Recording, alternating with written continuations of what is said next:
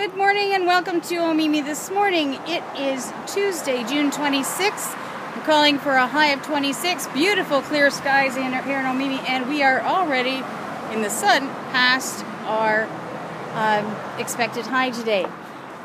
The big news in Omemee today is the Omemee Committee of Council meeting that will be held tonight at 7 p.m. at Coronation Hall. This meeting is very important to attend for anyone who's interested in what's going on in the village of Omemee and the rural area. Let's see who's in our Mr. Convenience studio today here at 13 King Street East.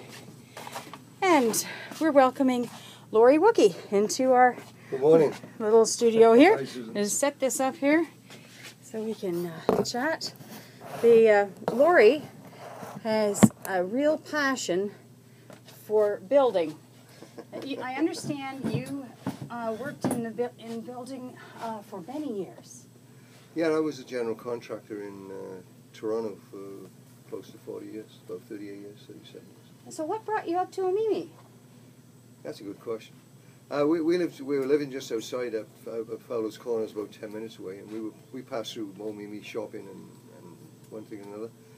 And we saw a building for sale, quite an old derelict building. It was in bad shape. Yeah, that's like the understatement of the year. Yeah, true.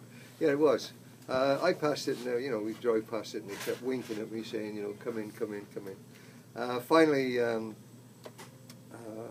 got to review it, have a look through it, and it really was sad. It had been neglected for many years, and it intrigued me, and I had nothing to do, so I thought, well, it's a good time. Yeah. And it's a really, really historic building that you've restored. Yeah, it's got an interesting history. It dates back. The original building dates back to a hotel back in the mid to late 19th century, 1850s to late 1800s. It was burnt down, like many of the old buildings in Omemee. Got burned for different mysterious reasons. And then it was built by, a unit was built on there, sort of a storage facility back at the turn of the century. And TD Bank, or Bank of Toronto at the time, took one part of it over for about 20 odd years. And then different grocery stores, different facilities, local businessmen rented the space at different times. And eventually one side was turned into an apartment, and the other side continued as they call it, a mercantile. Not quite sure what that covers, but yeah. When you did your reno, you did it in a very unique manner. Would you share with our viewers what you did? Because it's just so amazing. The love, it was a real labor of love, what you did with that building. It really was. It was something that we did over the last 2 summers. We ended up putting I had a couple of helpers, great guys, with me. And we put in about a total of 6-7 months altogether. And regular days. And the brickwork was really badly deteriorated. It had been painted many times. It was cracking. There was all sorts of movement. I was going to insulate it, and then I was going to take the brick off and put insulation and stucco. And my wife came up with this brilliant idea. She said, well, the individual bricks seemed okay. Why don't you take them off, clean them, and turn them around? Wow. Well, that was the word. So we dutifully took off just over 10,000 bricks. That's what we took off. And we stacked them, we cleaned them, we got all sorts of pictures and photographs as we progressed through it. And then I got a local bricklayer, because I wasn't going to attempt it. And after we insulated the interior walls, the main structural walls, foam insulation, and that, the bricklayer came in, and we had pictures of what it was, and he replicated the brickwork when he having turned it around. So it looks, as it is now, it looks the same now as it did 110, 120 years ago. From the outside, other than the fact we replaced all the windows. But even the windows are sort of somewhat period style. So it really came up good. It is just a beautiful, beautiful job. And we're hoping to shoot a little video of the interior the interior looks lovely too. And these are available for rent right now. It consists of a 1-bedroom apartment. It's quite a spacious apartment. And the mercantile, which is just a plain unit, all with the original walls inside. We refinished them, painted them, you know, sanded them, painted them, and it's high ceilings, the mouldings and everything are all original in actual fact, when we were doing the apartment, we exposed all this woodwork in the one area, which was still in great condition. Wow. So again, we cleaned it. So in the living room area, we've got 12-foot ceilings with moulding and tongue and groove. Not extravagant moulding, but for the time it was extravagant. Yeah. So maybe at some point, what you'd like to do, as you say, we could go in at some point, get some pictures, and maybe even show you some pictures before and after. That'd be great to have. Yeah. So, will you be at the Committee of Council meeting tonight? Yeah, I'm going to tonight. Yeah, I'll be there. My wife and I will be there. You've been quite active with the village here, and doing and showing a lot of interest in the village. Well, you know, we're, as I say, because of the project, a day didn't go by that somebody didn't come and come through the Reno, local people, and they were really intrigued with the whole thing. So it's the community, actually. They're a great bunch of people. They're just it's a small community and a great feeling. It really is. But we'll be at the meeting tonight and have a chat. Yeah. Not that active. We need more. We need more action. We need more people, businesses and residences participating. It's difficult to get people to come forward because they really need to. We really need. We need you. Yes. We need you. And last year, during Pioneer Days, you had this open for people to see, and you had a really interesting display set up about the original banking and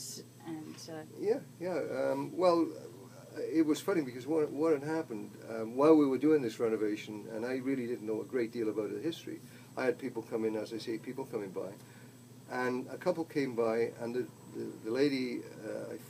That's terrible. I've forgotten her name right now, the couple. But anyway, I've got it on file. She said, well, as a young child, 5, 6, 7 years of age or so, she would come in with a mother. It was an egg sort implant at that time.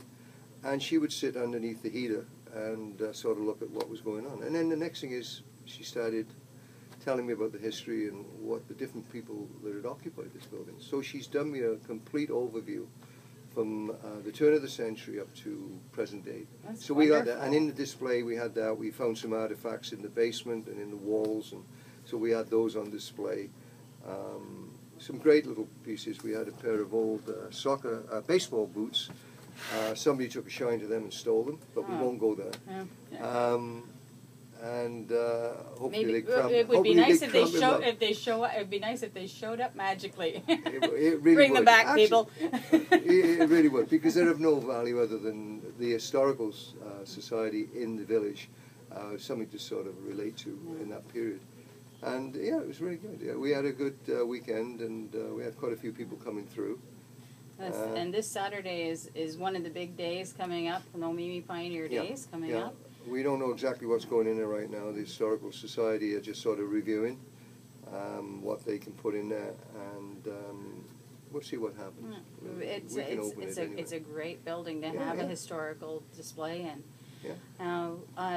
Did you hear about the lunches that the Legion's hosting on Tuesdays? That's something new that since you were out of town. No, I've been out of town, and I just got back into the system, so I really I'm not caught up yet. Tuesdays at noon, the Legion now has lunches for $5, including drink and dessert. And now down in Millbrook tomorrow, there is going to be Transition Town video about economy, so you might want to take that in. You want to check our community calendar. And then also later this week on Thursday morning, there's something else that's new.